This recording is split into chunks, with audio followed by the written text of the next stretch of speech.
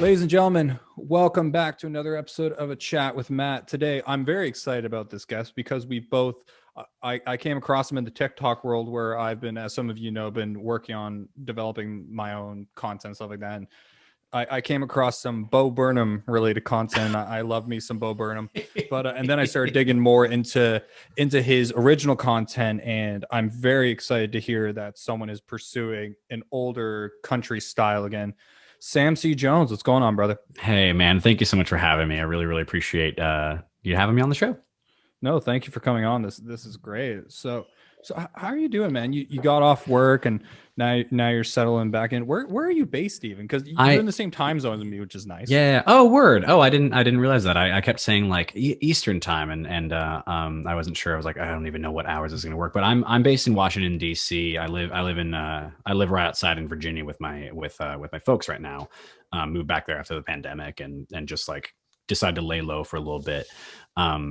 So I'm working in DC. I just got back from work. It's been a big week at work. So I literally like just like put food in my mouth, and then I was like, okay, I gotta do this interview with Matt. So but yeah. I'm based in Washington DC. Where are you based? Canada. Canada, the great Canada. white, I'm the about great white north. 40 minutes. I knew Canada, but where in Canada? Yeah, I'm in a town called Auschwitz, like 40-ish minutes away from Toronto. Oh, cool. Dig it. So yeah, right down Yeah. the line, right in the epicenter of the Yeah. shittiest part of Canada's pandemic. East Coast is a good coast to bid on, man. Oh, is it bad up there Oh, where you guys were? Ontario's a shit show right Oh, now. still, that's bad. That ain't No, it's good. only gonna get worse. That's not good. That's too bad. You know, we're actually doing pretty well in Virginia. I'm vaccinated. I got vaccinated. You probably saw it on my TikTok that I got the Johnson and Yes, I did see Johnson, that. and I swear to God, dude, it knocked me out. Yeah, how'd you react to that? It's like a few days, I or like I I was sick for about a day. I got it. I got it on a Thursday, and like I went to work. Like I went to work like a couple hours. I got it, and like they make you wait for 15 minutes, like in the Walmart where you get it, just to be like, hey, just in case you have any fucking side effects, like just stay here in case we need to call somebody. I was like, okay, like I sat there and I like checked TikTok and checked my Instagram, and I was like, I feel fine. I got in the car, and it was like as soon as I started driving, I was just like, oh, I got like a little bit dizzy. I was like, I'm probably fine. I'm probably fine. And I was like, I just need to eat something. I'll be fine. I like ate something, and like my adrenaline was pumping. And I got to work, and I teach guitar, and I taught one lesson, and like in the middle of the lesson, I like got that chill that you get. You know what I mean? man. And I just like went up to the guy at the front desk at my studio, and I was just like, hey, I need you to call. I need you to call everybody and tell them I'm leaving because I can't stick around past this. So I just went home, and I was just in bed for like, I don't know, 36 hours. Just, Jeez. and I was mostly just tired. I was just really tired, you know, and thank God I had the day off the next day, but it knocked me out. And then I was fine. I was completely fine after that. It was just like one day knocked you out. I don't know why it affects certain people differently than others, but like, that's how it affected me. I had a couple of students who had gotten it, and they were like, oh, nothing, I'm fine. I'm like, okay, well, yeah, fuck you.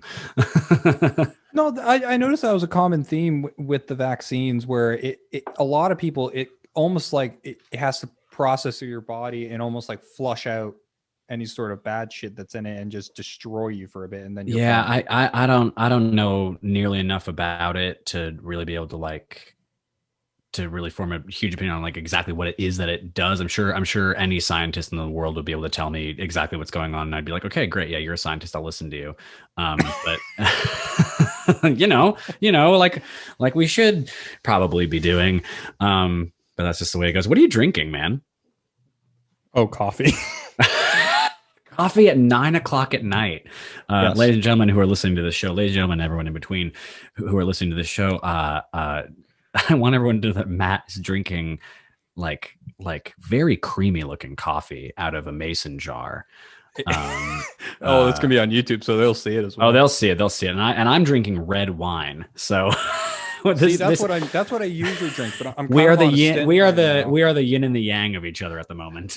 Yeah, no, I'm on a stint right now. I'm kind of cleaning my slate, like no drinking, no smoking weed. Oh wow, good for you, so man. That's awesome. I've been leaning into coffee as my dependent. This is my third one today, so Oh I'm having a man, great day. Yeah, But yeah. the weird thing with You're me, gonna be up all night. coffee process is really quick for me. So like I'll be able to go to sleep like not long after I this. used to be like that, but like no more, man. If I have coffee after like 4 p.m., I'm up for the night. Yeah. So I mean, hey, depending, that might help. yeah, yeah. Depending on what you're doing, depending on what your night looks Yeah. like. So Sam, I kind of want to get into your background a bit because I did a bit of sleuthing around. I found your bio. I did a quick little read through of that, and you have a very fascinating background. And Thank you. so, I would never call it that, but I appreciate you saying that. no, so when I listen to especially different people's like singing ability and how the timbre of their voice, the way their voice is presented, I listened to it and I immediately thought of a theater background. I'm like, there has Hmm. to be some sort of theater background in Oh this. And when I yeah. read that, I'm like, okay, yeah, I got Oh that right. yeah, And then yeah. In fact, it's something that has kept me off of like certain playlists for like my new EP is that people think that I sound a little bit too theatrical, but it doesn't really bother me because I'm like that's just what my background is. That's who I am. That's how I was trained, and like that's just sort of what my voice sounds like, and kind of what it's kind of what I take pride in the fact that like I had all this training in like theater and in I was all my singing teachers were opera singers, so I'm really proud of the fact that I have all that kind of going on. I understand that's not everybody's cup of tea. Some people want to have a little bit more kind of a laid back feel to their country singers, but some of my favorite country singers were the trained ones, you know, Roy Orbison, you know, beautiful operatic tenor. I mean, just a gorgeous singer. So it's not that I'm exactly trying to recreate what they're doing, but I think that my theater training um, it lends itself to this type of storytelling, and if I can use it to make it work, then that's what I'm going to do. no, and I think that's wonderful. And quick side note, fuck those playlists that Dude, don't. it's all a I whole get it. thing. Yeah. I get the playlist. It's weird to try and nail it. And it's all about the personal taste of whoever's I don't curating.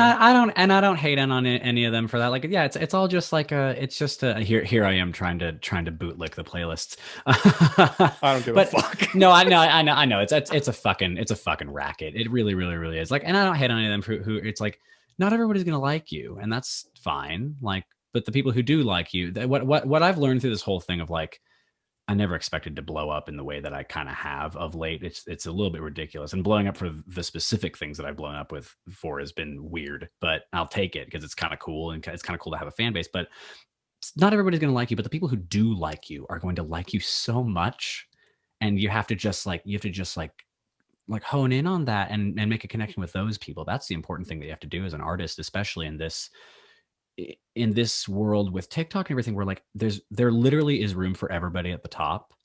You know, like so many people blow up and get famous, and like I'm not even the person who's blown up the most of like my current like musical friend group. Like I know some people who like I released my song "I Don't Want to Be an American Anymore" right after Skylar Foley released her song "You're Gonna Outlive Mitch McConnell," and that girl is still like she's going to the moon like Dogecoin. That girl's amazing.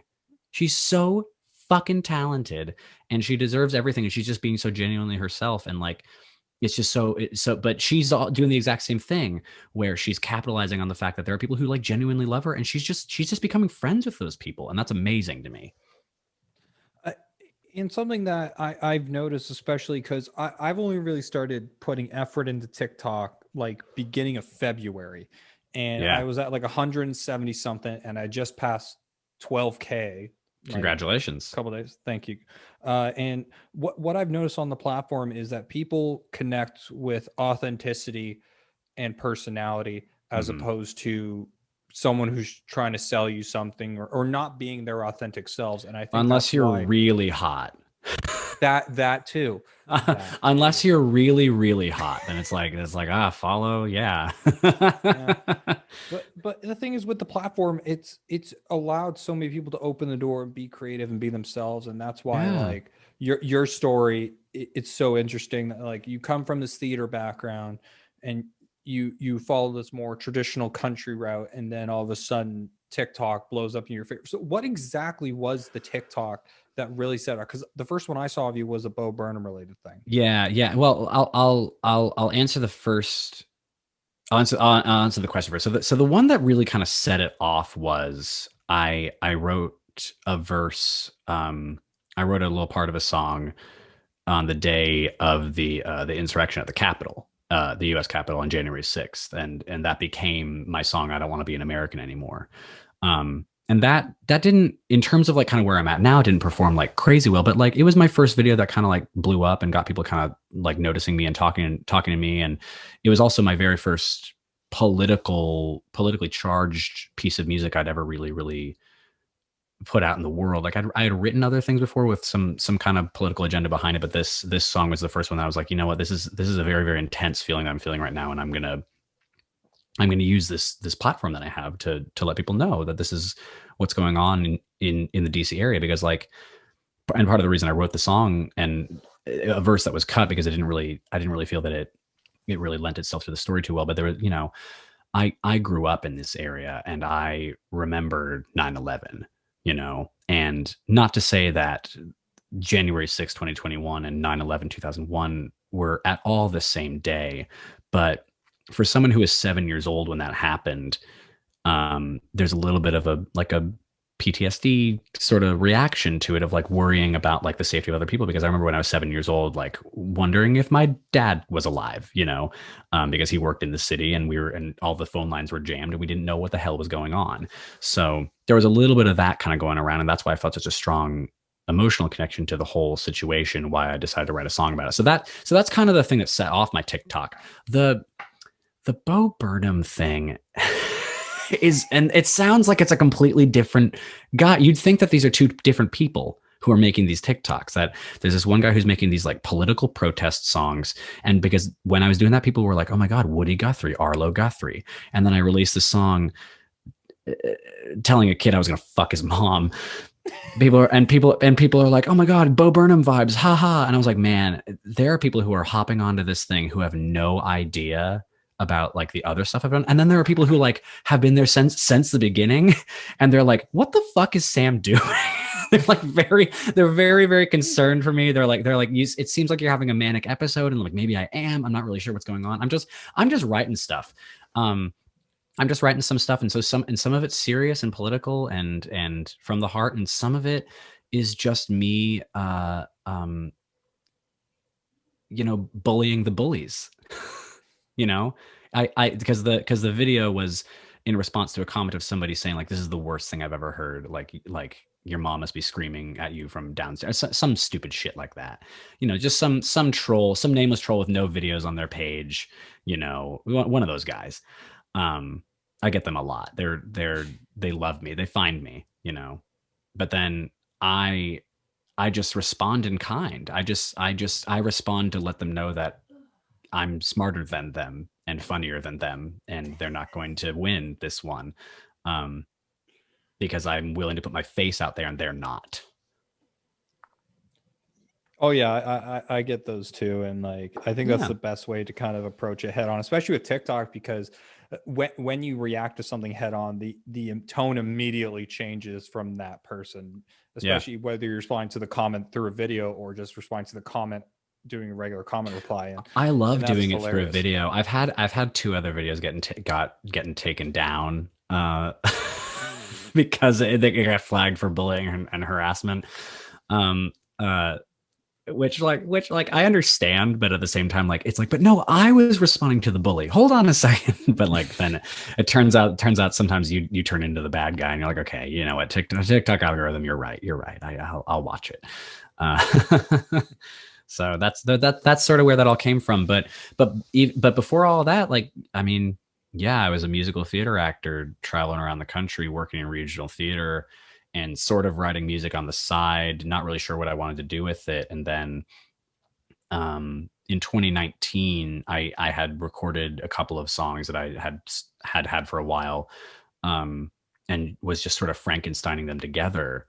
at various studios in the different towns I was working in. Like I did a contract, I did a theater contract in Florida, and I recorded some of it there, and I did another theater contract in Indianapolis, and I recorded some of the album there. And there were some stems left over from like when I was still in Virginia and when I was in California. It was just like, so I just like put this whole thing together. So that was my first EP, and then this new one that I have out now, Overdue Confession, which is 5 songs that I'm intensely proud of, all country stuff, not nothing political on that, nothing Bo Burnham related on that. But that was recorded with my new band that I formed here in the DC area, that I formed like shortly after moving. I don't know if it was shortly, maybe a couple months into moving back to the East Coast.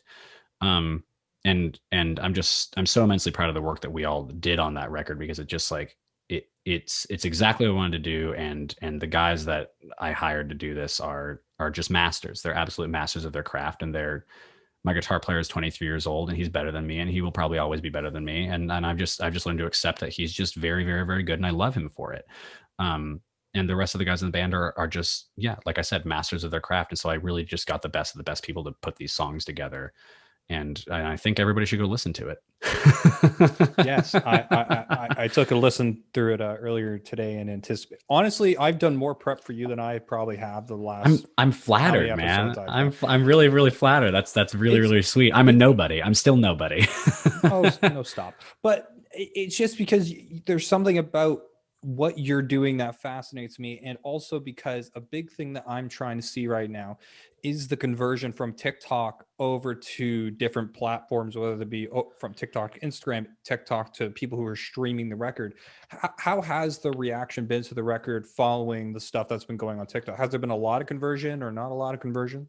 Yes and no. I mean, it would be awesome if every single person who follows me on TikTok listened to the record one time, because I have almost 69K, haha, nice, followers on TikTok.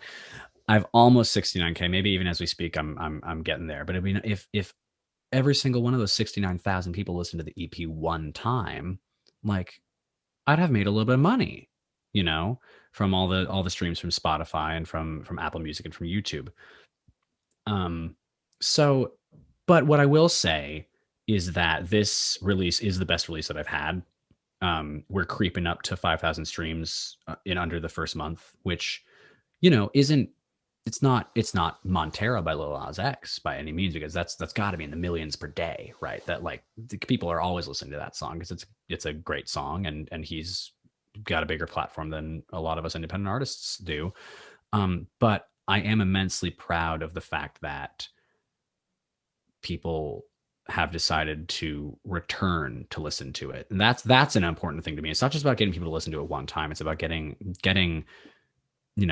a small amount of people to keep listening to it and enjoying it and connecting with those songs that I wrote. And hopefully it means something to them. And even if the story that I wrote isn't the story that they're hearing, like it still is a song that means something to them. So that really, really means a lot to me. And I've gotten a lot of messages from people, which is really, really nice. Like, not even, I wouldn't even say a lot of messages, but the quality of messages of people reaching out to me who have just enjoyed the record, or even some of my older stuff have it's really been humbling, and it's very, very sweet to hear that people are connecting to these songs that really came from, very, very deep within my soul. Every single one of them really, really did. I'm again, I'm very, very proud of the EP, but I'm just so excited that people are connecting with it. So yeah, I hope that answered the question. No, absolutely. And to tie back kind of into the authenticity thing, when I listened to it, and we were talking briefly before this, but kind of my background and what I was doing. And I when I listened to a lot of different artists or different records, something I always listen for is the connection that can be made between the artist and the listener, whether that be based on the content that's original or based on a experience that the listener has. And something that I loved about your new EP is that you could tell it was from a very personal place, but also it was a place where you're allowing the door to open for people to connect with it and connect it in their own lives in some way. And that's kind of what it came across to I, me I as. I really appreciate you saying that, because like that is a worry about my songwriting sometimes, is that like, and it's something that I've only ever like kind of voiced. I've maybe voiced it to my manager, but a worry that I have sometimes with my songwriting is that my music is too personal. Like it's too much about like my own experiences in my own life, and it might be tough for people to connect to it. But it does mean a lot that you're saying that, like, oh no, people can relate. They understand where you're coming from, and then they can kind of say like, oh, I had an experience like that too, and this reminds me of that, and thank you for making a song like this. Um, so it's something that I still sort of struggle with a little bit, thinking about. This is getting very, very deep. But Good. just yeah. But no, I do think about that a lot. I do think about how I do write a lot just about my own personal experiences, and sometimes I can feel selfish to not be writing like a story about other people, or writing a story about something else that's kind of going on, other than what's in myself. I often think have you ever seen The Princess Diaries? But of course. Of course you have. There's a scene at the end of the movie where she says, I think I begin most of my sentences with the with the word I. Do you remember this part? Do you remember this Yes, happening? I do. And that like that's like a thing that stuck with me, and it's something that I for sure noticed I do in my own songwriting. Like a lot of my songs either begin with like straight up with the word I, or my comes in, or like within the first sentence I've already referenced myself. So it's already like a personal experience. Whatever you're getting into, it has to do with the songwriter. Um, and I challenge myself often to write songs that do not begin that way. Um, and I find it's hard. It's hard sometimes. I have a few that do that, um, but they don't always come easily. So that's just something that I think about a lot in my own songwriting, to try to I, not do that.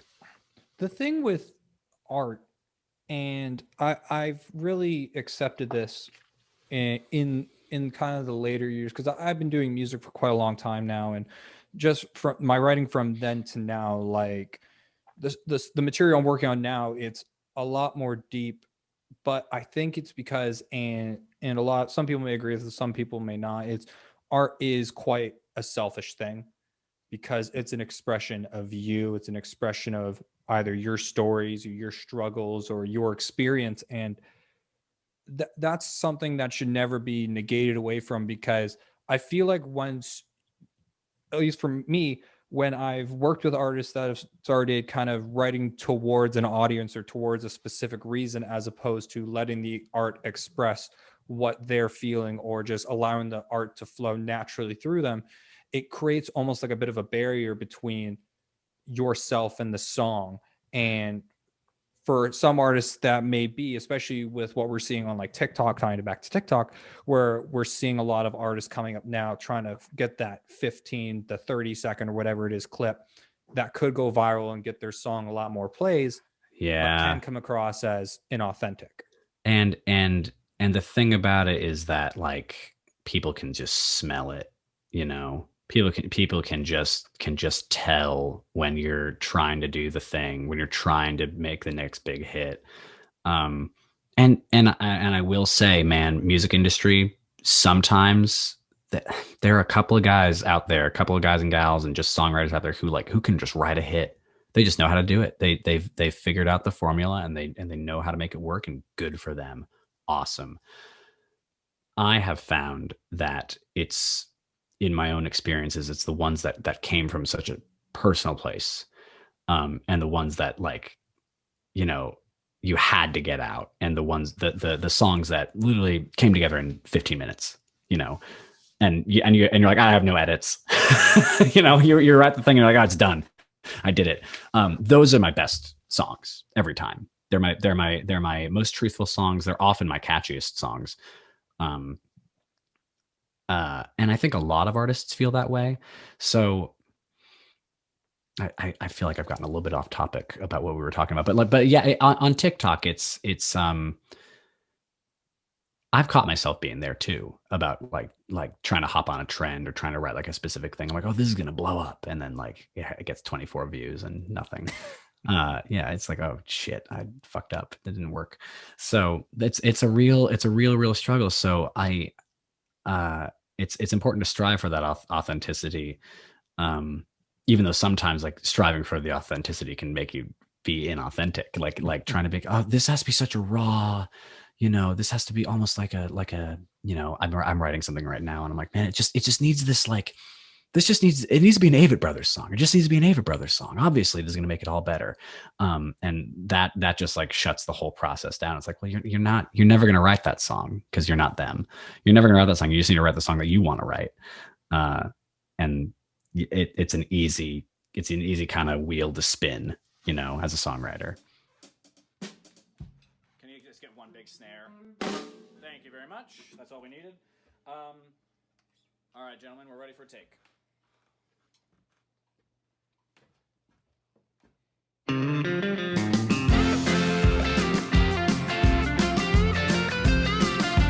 There's 100 different reasons why I shouldn't make this call. 'Cause I've had too much to drink, or maybe not enough at all.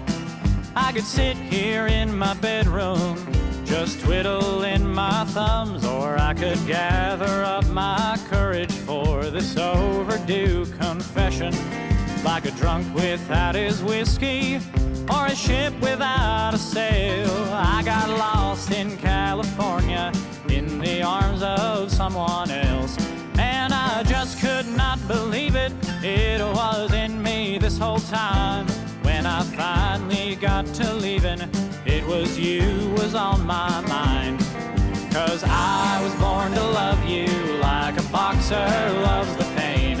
And I hope I'm not too late to join the fight. Yes, I was born to love you like a junkie loves cocaine. And I hope I'm not too late to draw the line. So if you ever want to try, tell me that'll be just fine. Well, and my old flame got suspicious every time you came around. So I pacified her jealousies with a slew of empty vows. 'Cause I couldn't quite reconcile with this thing we never had. Just a quick summer, we were barely more than lovers, but I wanted more, oh so bad. 'Cause I was born to love you like the river loves the rain. And I know how much you love the storms at night. Yes, I was born to love you like a junkie loves cocaine. And I hope I'm not too late to draw the line. So if you ever want to try, tell me that'll be just fine. That'll be just fine.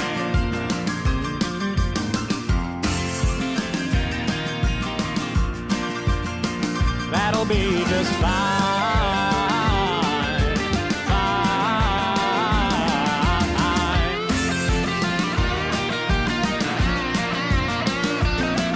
Yes, I was born to love you like the river loves the rain.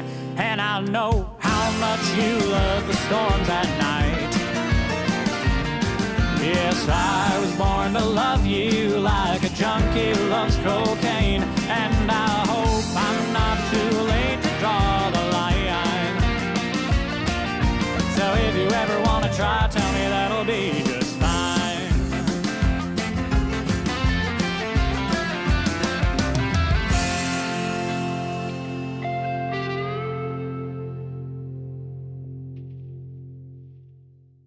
No, absolutely. And that's kind of the thing where I tie it back to, like, especially for me, I've taken songwriting where, like, I had a couple songs, like I literally the other day I was going through kind of a dark patch, and I literally wrote a song. I threw a quick instrumental on it and I just threw it up online without even really thinking about it. Nice, yeah. And did that do well? Stream it got a couple plays, like nothing much because I didn't really promote it that much. But like, if you want, stream IDK.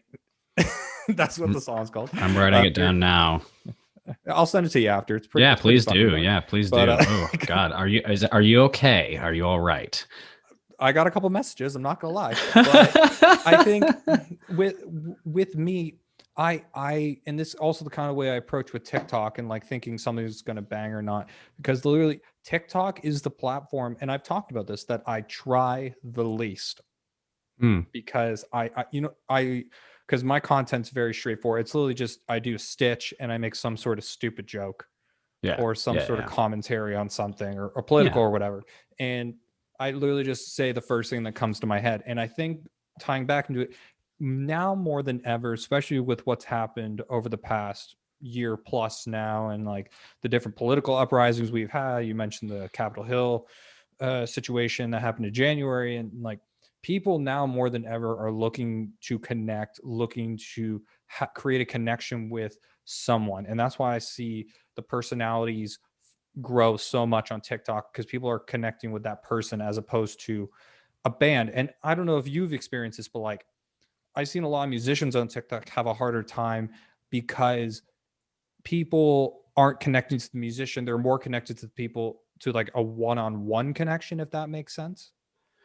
Uh, I would tend to agree with that. I mean, unless there are some exceptions to this, and a lot of I like you see a lot of stuff like Snarky Puppy and a couple of those like kind of funk bands like who already kind of had like a personality and a whole sort of an oeuvre before TikTok was happening. So like those guys are gonna have a following because what they're doing is sort of niche. It's sort of unexpected.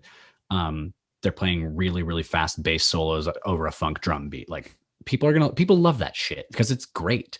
Um, I think for more independent folks like myself and like you, yeah, it is about that like human connection, like understanding the person a little bit more than it is just about like following the brand or the band even. Yeah, I absolutely believe that it's about forming that human connection. And like you say that you like TikTok is the one you spend the least amount of time on. Like TikTok, dude, I spend probably too much time doing the TikTok stuff.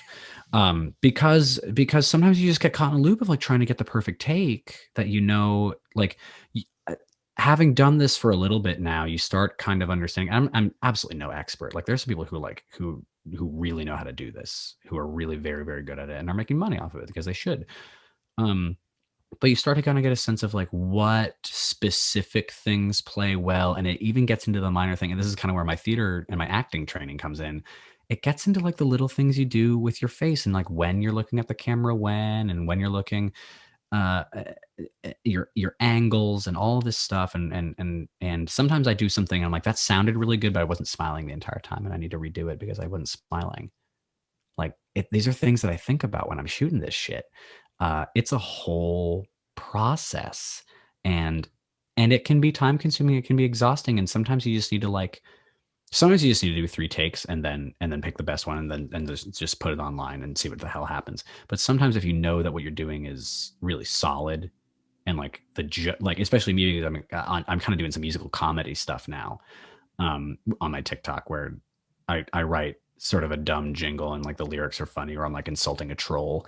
Um, you have to make that really land for it to work. And if you don't get that to work, then it's just like, oh God, fuck, like I didn't. This isn't what I wanted it to be. So yeah, it's a whole thing, man. But that ties into the whole personality thing because it's like I'm being authentic, but I'm also like I'm being authentic to the thing that people think I am a little bit sometimes. You know what I mean? Do you know what I mean? Yeah, It's like playing into the character. I've sort of created a character now. I've created this. And sometimes I feel like I've created 2 characters because I do all these funny things that people seem to really love. All the Bo Burnham quote unquote stuff. But then sometimes I'm just doing like my sad country songs, and other people like that for different reasons. Um, and it's just like, which one am I going to lean into today? Where's Sam's mood hanging out? And sometimes you can blend the two. Sometimes you can make both happen, and that works. And that's where like the sweet spot is, I think, for what I'm trying to do, is because that lets people see my personality and understand the music that I'm trying to do at the same time. And if I could make every video like that, that'd be sweet, but it doesn't always kind of work that way. So I sort of have to like, we were talking about, I said yin and yang with your coffee and my wine. Like sometimes it's just like you're a little bit more on the light side, and sometimes you're a little bit more on the dark side. And that's how this TikTok thing sort of works.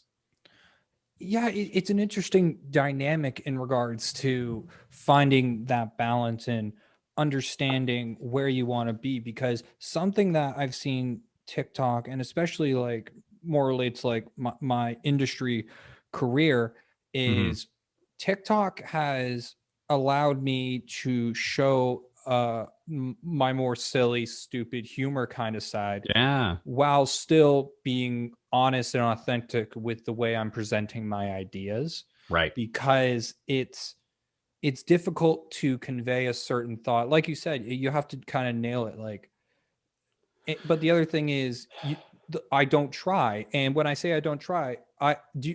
My biggest TikTok is making a joke about a Disneyland mascot sitting on a sword. Yes. Yes. This one I've seen. Yes, that's the biggest one for some reason. And the thing It was is, funny. It was funny, I was, dude. and the best part is, I was on the toilet and no one has Yeah. said a fucking word about it. Oh, were you? Yes, You'd I think was. you'd think that would be the thing that people were laughing at. No, Like, that's just some guy taking a shit and making this damn joke. Like, that's funny. That's pretty funny. But it's whatever. all the layers. Not really, but It's all yeah, you're like an ogre. You're like an onion. I my girlfriend and I were just watching Shrek yesterday, actually. No shit. I was actually Oh, just talking to so good. I'm talking to a girl right now, and she was texting me at like 1 a.m. She's like, sorry I'm texting you so late. I was at a friend's house and we watched Shrek 2, and then Shrek 1 auto played right after it, and then well we just watched the whole thing, and anyway it's 1:30. How are you doing? And I was like you need to go to bed. I need to go to bed. I'll talk to you tomorrow. I don't know, man. TikTok, I'm still trying to figure it out, and just I'm really interested in seeing the more of the crossover for these independent musicians coming up and finding their niche and converting their audience. Because I think, especially when live shows come back, I'm very curious how that could curate over into the ticket sales potentially, as well as how an audience is going to, what their expectation is going into a live show and what they expect to see on stage. Is it going to be a mix of the country stuff? Is it going to be a mix of the funny stuff? Or are you going to lean more one into the other depending on what the show is?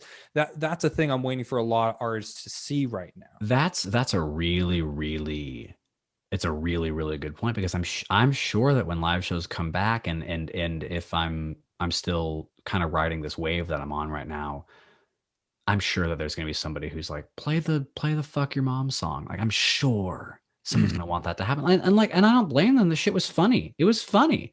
Like like I it's funny because it was dumb, you know, but like there's always, and someone actually just made a song about, I don't know if you saw this. I forget her name, but I'll try to pull it up so you can put it in your comments when you post this. But Yeah. there's a girl who made a song called like How to Write a TikTok Song, and the end of each verse was or the end of each kind of phrase was like, and be prepared for a chorus of, when's this going to be on Spotify? And it's like, it's always true. It's like you write like a funny thing, or you write like a TikTok song that's like meant to only be 30 to 60 seconds long, and everyone's like, well, I need a full version. When's this gonna be on Spotify? And you're like, it's fucking not. It's like, it never will be, because I wrote this as a joke. I intended it to be put on this platform so that you fucking people would laugh at it. Like, that's why we did it. But then every once in a while you get enough people who are like, put it on Spotify now, you bitch. And you're like, oh, I guess I probably should then. Yes, Yeah. followers. I will. Yes. What else would you like? Thank you, sir. May I have another? Yeah, but that's usually the main thing, is that like you write these things that you have no intention of ever like becoming like super popular, and it's the thing that you become known for, you know.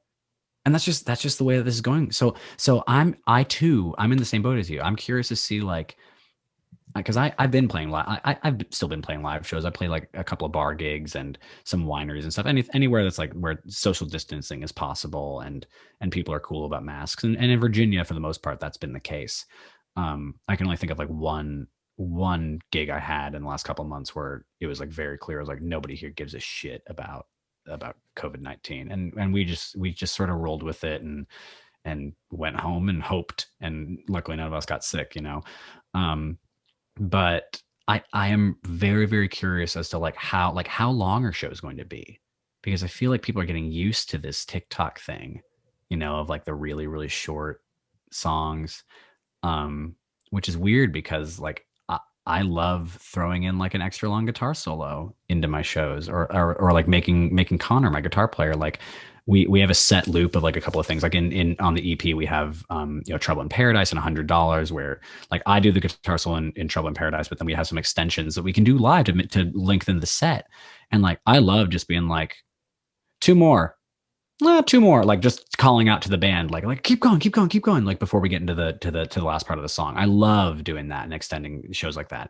Is that something that's still going to be happening, or are we going to be expected to be like a tight 30 minutes and then get off the stage because people's attention spans aren't ready for it anymore? And I don't think that that's going to be the case, but like it's a thought that I have. What do you think about that? It's a complicated. That was a big sigh. Yeah, because the thing you got to understand is like I spend a lot of my day trying to figure out what the audience is going to be after this, because Yeah. you're right, the attention span of a lot of these people has gone down significantly, and especially when you're creating TikTok songs that are just meant for TikTok and people are expecting full versions and not. It's a weird kind of mix, and If I it's wrote all if I about wrote a full version of the song, it would be 58 seconds long. Like, what do you want from me, man?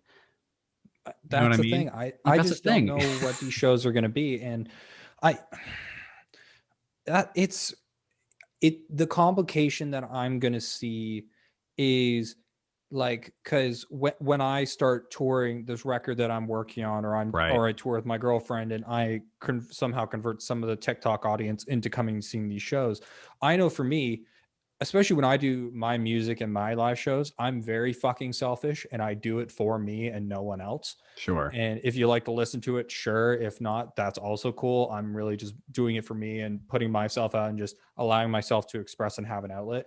But like when people come to my shows, it's not going to be me standing up on stage making stupid jokes about things that I see, or making fun of people in the audience or something like that. It's going to be me doing my sad emo boy music Yeah, yeah, and me yeah. crying halfway through the set. Which like there's a market for, my dude. Like there's a market for all that. So but it's so interesting to kind of think, because I was playing at a winery this weekend where like you play at a winery, nobody's paying attention to you. And if they're paying attention to you, it's because like it's their birthday and they want you to sing happy birthday. Like, and that's fine. Like, and I'll do it. I'll sing happy birthday to you because like, dude, like we're here to play music and like you're here to have a good time. Let's all just have a good time together. I understand that. But like if people are buying tickets to see Sam C. Jones and the Sinners, you know, they're there to see us. They're not there to like hang out and like order like brie and wine while we play, country covers in a corner. They're there to hear what we're doing, which is really, really cool, but also sort of daunting because it sort of means you have to sort of turn it on a little bit. And I've been a performer for such a long time. I've been doing theater, I've been acting, but we had a live show or a live stream recently, and I was watching myself back at the footage, and I was like, man, like you're playing well, but you're not performing. I was like, you're playing the music perfectly, but you're not performing this set. And sometimes you have that set, sometimes that happens. It's hard with a live stream when there isn't an audience. I feed a lot off of an audience. I'm very extroverted in my performance. Um, so that's a thing that I think personally I want to carry over from TikTok. Is that yes, I'm playing and I'm trying to sing well, I'm trying to play well on everything I'm doing, but there is a performance aspect to what I'm doing. There's very much a like, sometimes if I don't nail, like I'm like, oh, it's a little pitchy there, but like it looks like I'm having fun. It looks like I'm having more fun than this take where I sang it perfectly. I'm going to use the more fun take every single time. And that's just the way that it should be, because people want to watch the funny guy. The people want to watch the guy who's actually enjoying what he's doing. And so that's something I hope I get to carry over from my learning experiences with TikTok. Do you hear something? Nope. 30-day money back guarantee. What the hell is that? Is that just on my? Now I hear it. You hear that? What is that? It might be on your end. What are you doing? Are you making any noise in your computer? Talking to my girlfriend. Oh my god! Yeah, I can hear it like clear as a bell. We'll cut all this part out. It was like right in my headphones. Keep it in. It's kind of funny. It is kind of funny. What the hell was that? I have no idea. I was saying my girlfriend's just playing Sims. I'm gonna take my headphones off really quick. Yeah, go ahead. No, you didn't. Alexa off. Oh my god! It was my Amazon device. Oh, your Amazon Alexa? I have my own Alexa, except she's not on Amazon. She'll hear you. No, she was just playing something. She was just playing like an ad for, I don't even know what it sounded like, an AT&T ad. My girlfriend won't let me get an Amazon Alexa because her name's Alexa. She'll get jealous. You can change the name. No, I wouldn't change the name. I keep it I wonder what we said that triggered her to turn on. Who knows? Yeah, those devices are weird. They're always watching. Literally. What were we talking about? Oh, we were talking about performance carryover from TikTok. Yeah, I hope I take some of the lessons I've learned about like how to kind of play to the camera a little bit more. I think that's the main thing. I said it in a long-winded way. I hope I take some of the lessons that I learned from playing to the camera a little bit more and performing into my actual live performances, because I think it'll make my live performances more fun. No, I get that completely. And something like when I compare how I perform, like I kind of perform on TikTok when I do the TikTok live stream shows that I've been doing, or not even live stream. It's basically me just playing songs and you put your phone up and you play your music. Yeah, exactly. Keep it simple, stupid. But for me, what I do is I'm very into myself when I'm playing. I kind of just ignore everyone in the audience. Like when I'm playing, like I will play to a crowd depending on the genre, but like, well, and sometimes that's appealing. That's appealing to watch, like somebody who's just like so invested in the thing that they wrote and like having all the emotions. Like I want to watch that guy a lot. It sounds great, Yeah, I don't know. It's just because for me, when I'm playing something, I feel very emotionally involved in the moment, and like I just want to embrace that emotion and feel that, and then express that emotion out of me.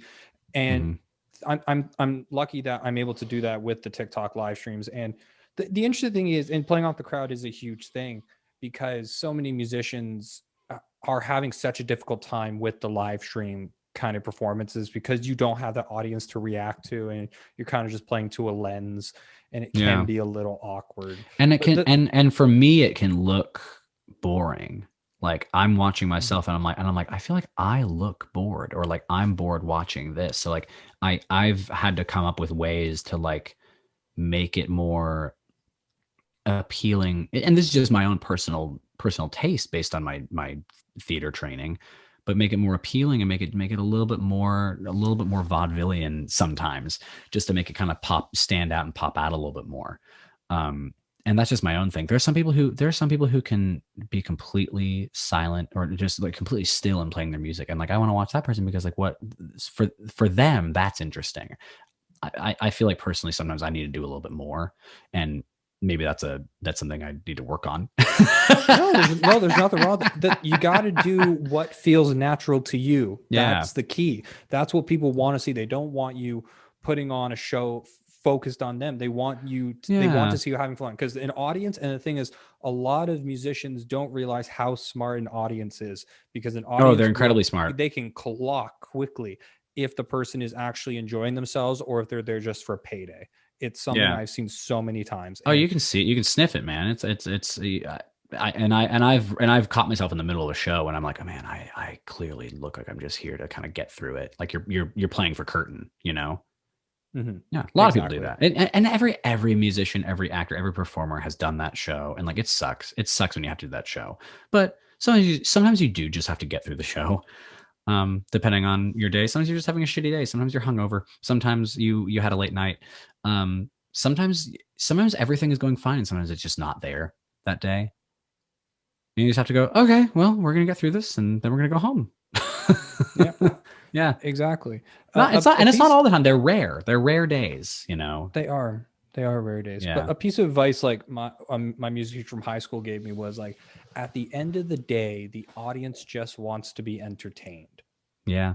Yeah. It's a very solid piece of advice. And with that, I kind of segue onto it. Do what comes naturally to you. Absolutely. Absolutely. Every time. Never put too much pressure And on for yourself. I me, follow the KISS method like a champion. yeah, ooh, I love that.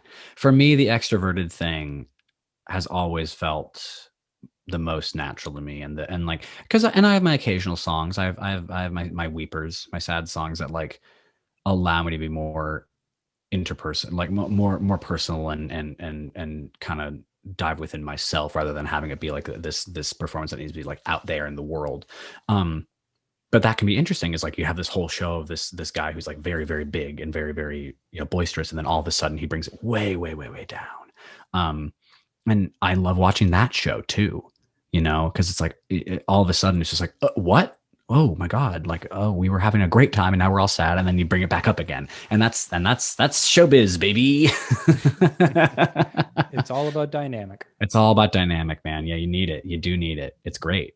I mean, God, I love. I wouldn't choose any other profession if I could. Like, I wouldn't do it. I love doing this. And I truly hope that you get to do it for a long time, especially in the genre you're pursuing, because there's not enough people doing what you're doing right now. And when I heard it, I thought it was so refreshing. I'm like, finally. Oh, dude. I mean, I really, really appreciate that. I think that there are, and I'm not some just people blowing smoke up your ass. No. I hear what you're saying. There are a couple of cats that I've been following, who are a little bit more modern. Cause a lot of the reason why I'm doing some of this stuff is because I was in this show called $1 Million Quartet, and I still do this every once in a while when theater is actually doing stuff. But that's a play about December 4th, 1956, when Johnny Cash, Elvis Presley, Carl Perkins, and Jerry Lee Lewis were all at Sun Records on the same day. It's a real day in history, and it's this jukebox musical that's a lot of fun to do. I've played Elvis in it twice, and I've played Carl in it once. I'm supposed to do it again. I'm not sure who I'm playing yet, but I'm not supposed to say anything, but but I know I'm doing it again soon. So a lot of kind of the basis for some of the stuff that I've been doing kind of came from that sort of thing of like Johnny Cash, like true country, true, like real old school, like rooted in gospel country, and I love that. But I'm not a big churchgoer, so I sort of liked the style, and I was like, but how can I write about my own experiences and sort of use that? But then there's guys like Sturgill Simpson and Tyler Childers, and even Willie Nelson and all those guys, Merle Haggard. And I went to a bluegrass festival when I was 22 years old, and I just like fell in love with all of that too. And I'm by no means a bluegrass player, but like I steal things from people to kind of incorporate into my music, because like that, like there's a reason why that stuff is so timeless. And like if I can use a bluegrass lick in something that I'm playing and it makes it work, let's go, let's fucking go, let's do it. So I appreciate you saying that there's not enough people doing what I'm doing, because like I guess what I'm hearing when I hear people say this, that there's nobody doing what you're doing, which is like fucking not true. Like because there are some people who are doing it, and they're doing it very well. There's some people who are doing it very, very well, and they're doing it better than I ever will. And I'm very much taking from their example, like this is the kind of music that I want to make. And I'm not a country boy at all whatsoever, but I love the genre. I love the way that the storytelling is done. And I thought, this is sort of what feels authentic to me to kind of do this stuff, because I also write things that sort of live in I have some stuff that kind of lives in more of a folk punk, or like like an alt rock, even sort of pop punky sort of stuff. And incorporating that with the country stuff it's always a cool mix up when you get to do a lot of that kind of going on, where you're doing a country song where it's like, oh, those are some overdriven power chords that you're palm muting, so, but yeah, I think the thing that I just want to make clear is like, man, there are some guys that I'm big fans of, and who are big inspirations to me, that are doing this very, very well. Coulter Wall, oh my God, have you heard that guy? I have, yes. God, what a voice. Holla. What a voice on that man. Phone call in the back. there are some guys who are just doing this super well. Who's the other one that I just what's his name? He's the country singer who wears a mask. Oh, I know who you're talking about. What is his name? It's gonna drive me crazy. I'm gonna look it up right now because there's somebody who's listening to please this. do.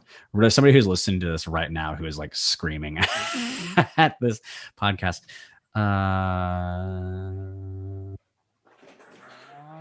Here I am just singing. Orville the Peck. content everyone came for. Orville Peck. Ooh, talk about guys with good singing voices. And he's just doing his own thing. It's this old like kind of gothic western country thing. And I'm not writing anything like what he's doing, but I think he's so fascinating. And I think it's so fascinating that people are like so into it, you know, because you don't think about like that being a thing that is popular now. It feels very old school. It feels very, very old timey, but like people like fuck with it. And I'm like, yeah, let's go. Let's do this. Listen, people need a little darkness in their life. People need a little bit of darkness, but also like it. I mean, it's theater. Like what he's doing, it's totally theater. He's wearing these crazy costumes. His lyrics are all about like, you know, gambling and rolling dice and riding off into the sunset on your horses. It's like, Jesus Christ, who is this man? This is insane. So I think that there's some people who are out there who are doing it really, really well. And if I can ever find myself in the same room with some of those guys, like I don't need to be the most successful person in the world, but like if I can know that I've written a song that somebody like that can say like, wow, hey man, like that's if Tyler or Billy Strings or Sturgill said something to me like that, I'd be like, okay, I did it. Like I'm done. Like, cause these guys are the best. These guys are the best of the best, and they like what I did. And that's sort of what I'm sort of aiming towards. Like, I hope I write a song that made me feel the way that their songs made me feel when I first heard them. You know, and I'm sure you will, because you're a young guy. We're both young guys. We got very bright futures ahead of us. I'm very excited. We sure do. I'm so glad that you feel so optimistic about both of us. And it's truly refreshing to like, you know, after a year of such hardship to be like, no man, we got this. We've got a bright future. We do. Yeah, dude, I love it. I love the attitude. I really, really do. Well, you can only sit in your pity and misery for so long, right? And like with everything that's going on in the world, we need that bit of optimism, especially with everything continuing going forward. And I don't know. Yeah, you said the pandemic's not as bad, like, but here it's still pretty rough. But I'm just trying to be optimistic because like I have a job, I get to write music, I get to do this podcast, I get to develop a following on TikTok. Like shit's good right now, dude. You're very blessed. You're very, very blessed. Very like, blessed. Yeah, it's very it's very, very good to be able to acknowledge that and to express that gratitude. I think that's a thing that that everyone should really be doing. It's something that I often forget to do, and so this is a really nice conversation for me to be having, because it's like, oh yeah, you know what, you might have had a hard week, but you do have all these things going for you, and that's very important. Yeah, you have to take a minute and just reflect, and that's something that like I've been doing, especially a lot from like end of 2020 into 2021, where it's just I kind of take a step back and just look at everything, like look at what I've accomplished so far, and look where I'm going to continue to grow. Because for me, I'm always trying to move forward. But it's also healthy to recognize what you've accomplished and what you want to accomplish, and figure out how to get there next. And it's a continuing progression, a continuing growth. And you just need to be optimistic that everything will work out one way or another. Right. Yeah. Yeah. We can only hope, man. We can only hope and hope that we're just good conduits for that. You know, we're the people who can kind of make that happen. Yeah. I would say you control your actions. Yeah, dude. Oof. Yeah, sometimes we need to relearn that. Oh, honestly, some more than relearn that one. Yeah, some more than others. Yeah, some more often than others, for sure. Yeah, that happens. Anyway, Sam, we're gonna wrap this up now. I don't want to keep you too long. No. I the only thing I have going on tonight is probably have another glass of wine and going to bed. So, but I don't want to keep you from that. But How dare you? How dare you keep me from my wine and my South Park? On cable. But dude, this has been an absolute pleasure. Like I loved this whole conversation. It's just so good to just come on and talk about um all of this, just the music and the TikTok and just everything. So thank you. Thank you very much for having me. No, and I appreciate you taking the time to come on. Sam, where can people find you and what you got going on? Let's see. People can find me they can find me everywhere. My website is www.thesamcjones.com. So the word the Sam, the letter C, Jones.com, and all of um my social media handles are the same. So at the Sam C Jones. If you're in the DC area, I have a couple of shows coming up. I'm playing at New District Brewing Company on April 30th with some members of my band. I'm playing there again on May 14th. We're playing at Jam and Java, which we're really, really excited about. That's a venue I've been trying to get for a long time. We're playing at Jam and Java mid-May. I'm playing at the Folk Farm in June in May as well. I'm actually playing it like right before the Jam and Java show. We have a couple of dates and you can go to our social media about that to find out about that. Oh, Farm Brew Live on June 5th. We're really excited about that show. Oh my god, that's gonna be huge. That's gonna be like this big outdoor pavilion, and we're really just fucking stoked to do that. So we do have live shows coming up, and it's all in these places that we feel very, very safe happening. I'm trying to get a little bit better at the YouTube. I just put up a new YouTube video with my friend Misty Dawn, where we covered I Believe in a Thing Called Love by the Darkness, but we turned it into an old school Taylor Swift song. I don't know if you've seen it, but we had a lot of fun making it. I'm gonna see it after this. It was a lot of fun. It was a lot of fun doing it, and Misty sounds really good on it. Yeah, I'm trying to release new stuff on TikTok every day. So just, that's kind of where most of my good shit is right now, or like at least what I think is my good shit. Some people might hate it, but like Matt likes it, and he liked it enough to have me on this show. So, oh, I loved it. I love your stuff. Yeah, I'm so excited to see what you got. Yeah, it's just gonna get stranger. It's just gonna get stranger and stranger. I can't wait. Like, yeah, so that's where you can find me. Yeah, that's sort of what I'm doing, and I have some other kind of collaborations kind of coming up. I'm going to be on Pink Williams is a country artist out of Memphis. Do you follow him? Do you follow Pink? No, it's not a name I recognize. No, he's great.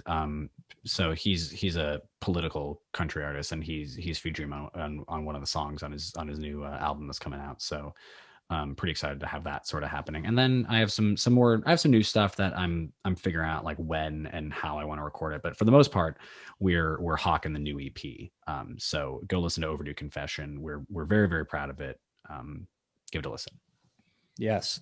Everybody go check out Sam's new EP. Go check out all of Sam's stuff, his TikTok, YouTube, everything. Highly recommend it. Sam is going to do some cool shit. I'm very excited for that in the future. Anyway, guys, thank you. I got another couple episodes coming out this week. You'll find out who they are when it happens. All right, guys, I'm out. Take it easy. Matt. Thank you. Peace.